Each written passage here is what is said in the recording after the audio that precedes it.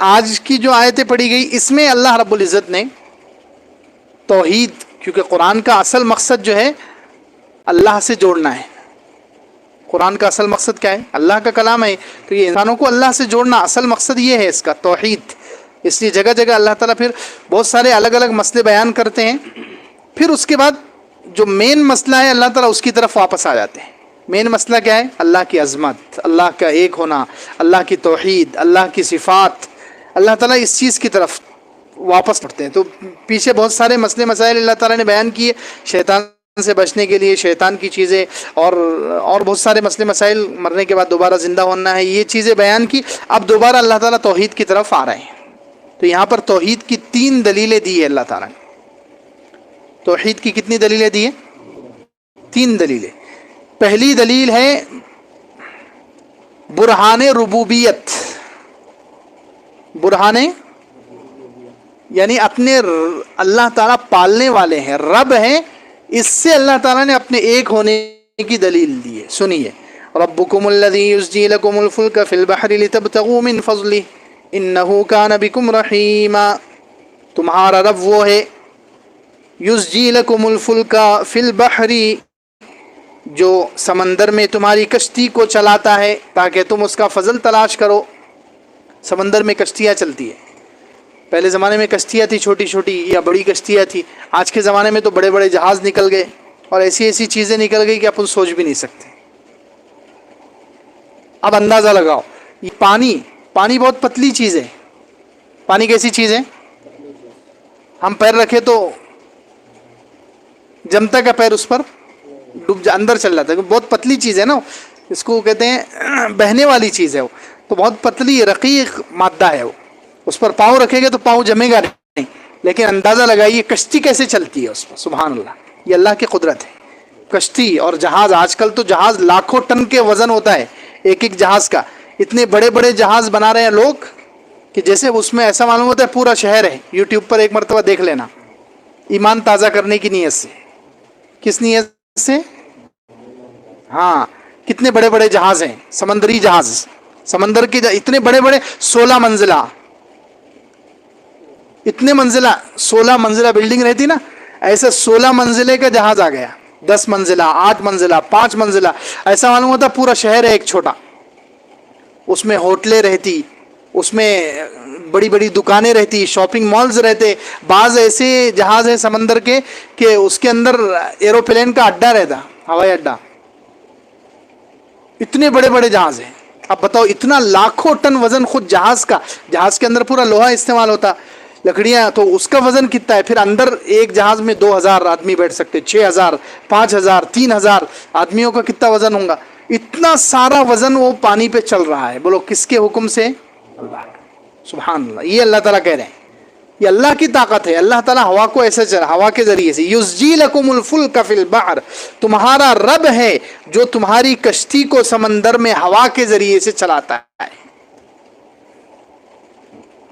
یہ سمندر میں جہاز اور کشتیاں ہواؤں کے ذریعے سے چلتی ہے، ڈوبتے نہیں ہیں. اتنا لاکھوں ٹن وزن پانی پہ ہے اور اندر نہیں جا رہا ہے. اور اس میں بہت بڑی انسانوں کے، ہمارے لیے بہت ساری غذاؤں کا انتظام اور بہت ساری چیزیں یہ پانی کے راستے سے آتی ہے، ہمیں نہیں معلوم رہتا. اتنے بڑے بڑے جہاز سے ایک ملک سے دوسرے ملک پیاز آ رہی ہے، کبھی آلو سبزیاں آ رہی ہے اور مسالے آ رہے ہیں اور کتنی کھانے پینے کی چیزیں ایک ملک سے دوسرے ملک آتے ہیں. پہلے زمانے میں تو لوگ انفرادی تجارت کرتے تھے، اپنی تجارت جو ہے ہوائی جہاز کے ذریعے سے یا کشتیوں کے ذریعے یہ ملک سے وہ ملک میں جانا. لیکن آج کل عام طور پر انفرادی تجارت نہیں ہوتی. آج کل جو ہے پرسنل تجارت نہیں ہوتی.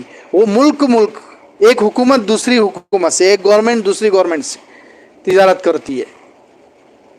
یعنی یہ اپنی حکومت جو ہے یہاں کے ہندوستان کے لوگوں سے پوری چیزیں خریدے گی اور وہ دوسرے ملک کو بیچنے کے لیے پانی کے جہاز پر جائے گی.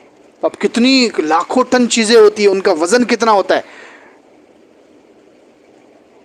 اور وہ سب پانی پر چل رہا ہے. پانی اتنی پتلی چیز ہے لیکن اتنے لاکھوں ٹن وزن کو وہ برداشت کر رہا ہے اور ہزاروں کلومیٹر دور سفر کر کے اس ملک میں پہنچا رہا ہے. کس کے حکم سے؟ اللہ کے حکم سے. 25ویں پارے میں اور صاف ہے، وَمِنْ آيَاتِهِ الْجَوَارِ فِي الْبَحْرِ كَالْأَعْلَامِ إِنْ يَشَأْ يُسْكِنِ الرِّيحَ فَيَظْلَلْنَ رَوَاكِدَ عَلَى ظُهُورِهِ. یہ اللہ کی قدرت کی نشانی بولے اللہ تعالیٰ نے وہاں 25ویں پارے میں.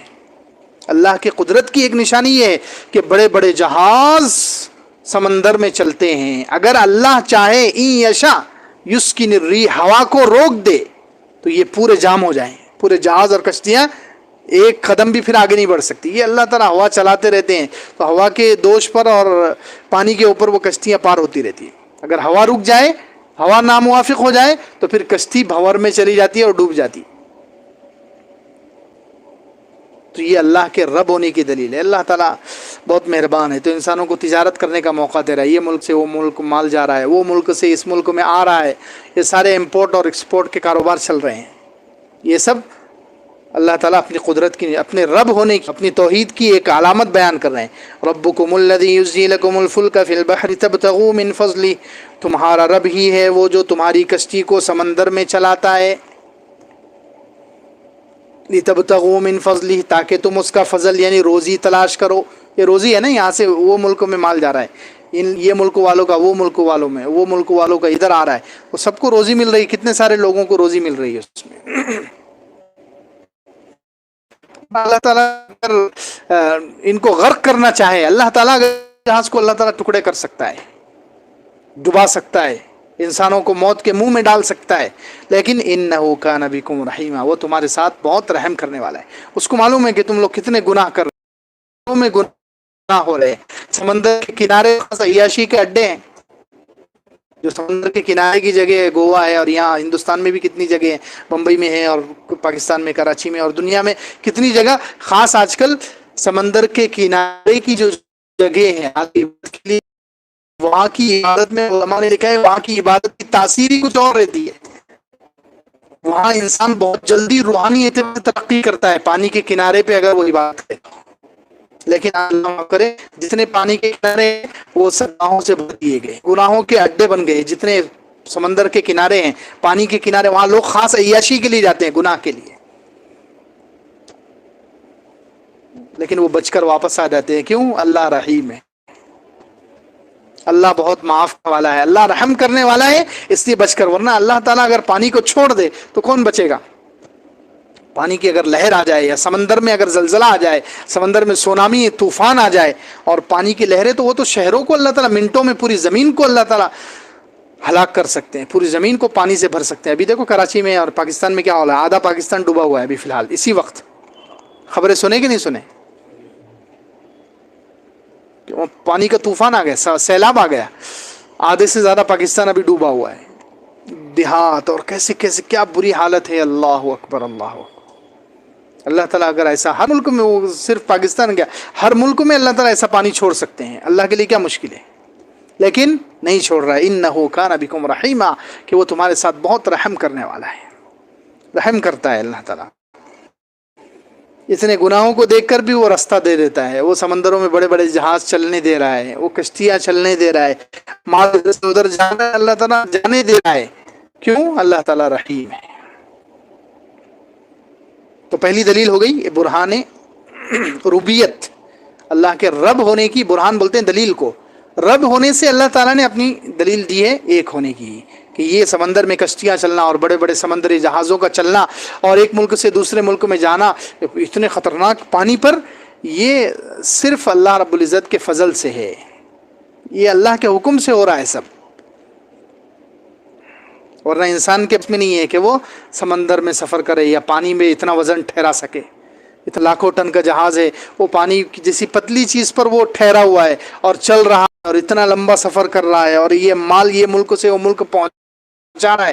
یہ سب اللہ کے فضل سے ہے، اللہ کے موجود ہونے کی اور اللہ کے رب ہونے کی اور اللہ کے ایک ہونے کی دلیل ہے یہ. سبحان اللہ.